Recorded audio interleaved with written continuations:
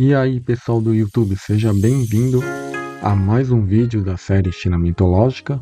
Eu sou o Primo Mandarim, tenho certificado em língua chinesa pela Universidade de Tsinghua, e no vídeo de hoje eu vou apresentar alguns dos personagens mais populares que existiu na história da China. E o título de hoje é Os Oito Imortais.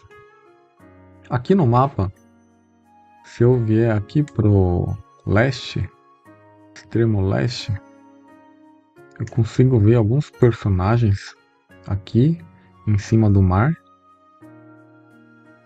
E antes de apresentar eles, eu preciso dizer que quando eu peguei esta obra infantil para ler, eu fiquei totalmente perdido. Tinham muitos nomes de personagens que eu nunca havia ouvido falar e também nome de artefatos mágicos.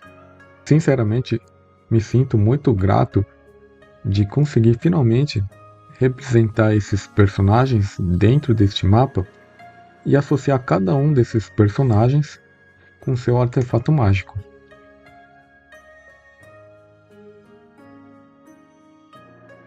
Antes de apresentar esses personagens que você está vendo aqui na tela, você pode conferir este mapa que você está vendo no site www.primomandarim.com. É um projeto voluntário apenas para fins didáticos. E aproveitando, se você é novo neste canal, não deixe de se inscrever para continuar acompanhando este trabalho.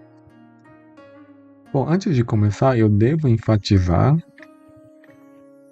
que esses personagens não existem dentro da obra do CMM, que é o Clássico das Montanhas e Mares. Ou seja, esses personagens que são chamados de os Oito Imortais, eles não pertencem ao CMM, mas pertencem à dinastia Tang. Então, só para abrir um parênteses agora, quando que aconteceu a dinastia Tang? Bom, eu vou abrir aqui o meu Illustrator agora, só para abrir um parênteses. Bom, então eu estou aqui no meu Illustrator para compartilhar com você sobre quando que aconteceu a dinastia Tang. Aqui nessa região aqui nesta região, eu tenho o CMM, que é o Clássico das Montanhas e Mares. A mitologia do Clássico das Montanhas e Mares. E logo depois a gente vê, eu coloquei até o método Pinyin aqui em cima, para vocês conseguirem ler junto comigo. Logo depois do CMM, a gente tem aqui mais ou menos 2000 a.C., a dinastia Xia, que é considerada a primeira dinastia chinesa. E logo depois a gente tem a dinastia Shang, depois Zhou. E se a gente continuar aqui na história, a gente vai passar pelo período do primavera-outono, junto com o período dos reinos combatentes. Depois a gente tem a dinastia Qingzhou, que é a dinastia Qin. Depois a gente vai passar pela dinastia Xichu. Depois a gente vai chegar aqui na dinastia Han, tá? Uma das dinastias mais famosas, né? Depois aqui a gente tem o período dos Três Reinos. Depois a gente tem aqui a dinastia Qin, a dinastia do Sul-Norte. E depois a gente vai chegar aqui, né? Vai passar pela dinastia Sui e até chegar na dinastia Tang, que a gente chama de Tangchao. Você vê o que aconteceu já há 618 anos depois de Cristo. Então a gente percorreu uma história aqui de vários milhares de anos, né? E a pergunta então é a seguinte: se os oito imortais foram mencionados a partir da dinastia Tang, por que eu estou mencionando eles se não tem quase nada a ver com o CMM? Vou voltar ao mapa agora. Então estou de volta ao mapa. Então a gente tem que esses 8 personagens aqui fazem parte desta montanha aqui de Panlai, que é a montanha de Penglai. Embora esses 8 imortais não façam parte do CMM, entretanto, a história dos 8 imortais herdam a geografia local da montanha de Panlai. Então, só para vocês terem uma ideia, essa obra que já mencionava essa montanha de Panlai, ela foi uma fonte de inspiração dessa história dos 8 imortais há 600 anos depois de Cristo. Só para você ver então como é poderoso este CMM, tá? Que é quase uma das origens, quase uma das fontes de inspiração da origem de muitas obras chinesas que estariam a vir posteriormente.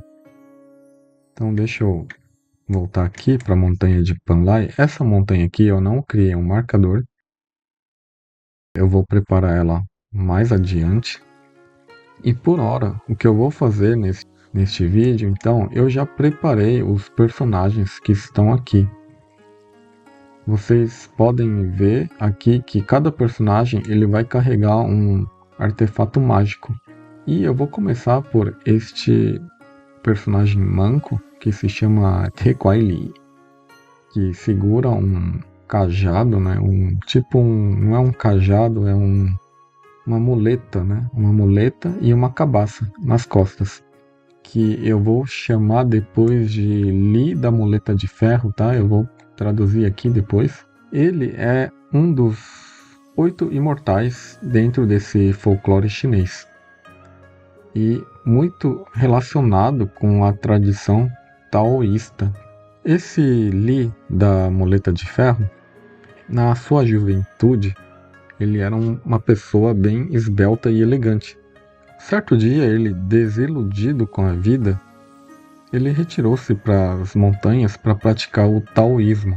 Ele teve uma luz e ele começou a se tornar um discípulo de Lao Tzu, uma referência bastante conhecida dentro do período dos reinos combatentes. Então ele sofreu uma inspiração espiritual. Ele começou a enxergar o Mestre Supremo. Então ele começou a praticar uma técnica chamada saída da alma, onde ele deixa o seu corpo físico através da meditação. E ele fazia isso dentro de uma caverna. Certa vez, quando esse Li da muleta de ferro ele estava fazendo meditação, ele pediu para que seu discípulo vigiasse o seu corpo e que se em 7 dias ele não retornasse espiritualmente ao corpo, então ele deveria ser cremado. Tá? Só que esse discípulo, né, ele teve muitos problemas familiares aí dentro desse período e no 6º dia ele não conseguiu aguentar. E aí o que aconteceu? Ele acabou cremando ele no 6º dia, ao invés de cremar o corpo do Li no 7º, né? Então ele cremou no 6º dia e foi embora. E o Li da muleta de ferro, quando voltou no 7º dia, encontrou seu corpo queimado. Então ele, totalmente desesperado, a sua alma então acabou possessando o cadáver de um mendigo, aleijado ainda. Então ele se tornou aí um homem de aparência bastante diferente do que ele costumava ser, tá? E ainda com uma perna aleijada. E então ele começou a usar uma muleta de ferro. Daí o nome, Li da muleta de ferro. Quando ele possessou esse mendigo, ele estava totalmente arrasado com a sua nova forma. E ele pensou em abandonar esse corpo. Só que ele recebeu novamente uma iluminação espiritual, o Mestre Lao, que acabou dizendo para ele que a essência do Tao está justamente no espírito e não na beleza exterior. O Mestre Lao acabou presenteando ele com essa cabaça, que chama de Hulu. Se vocês vierem aqui do lado esquerdo, tem aqui, ó, em chinês, deixa eu dar um zoom aqui.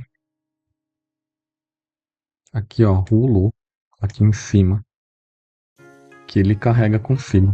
Então ele recebeu de presente essa cabaça, e essa cabaça continha medicamentos imortais para curar doenças. Então, a partir deste momento, o Lee da Muleta de Ferro compreendeu a lição que ele recebeu do Mestre Lao. E nessa mesma forma de mendigo, então ele começou a peregrinar pelo mundo ajudando os necessitados. E essa compaixão pelos próximos acabou culminando em sua ascensão para se tornar um dos 8 imortais.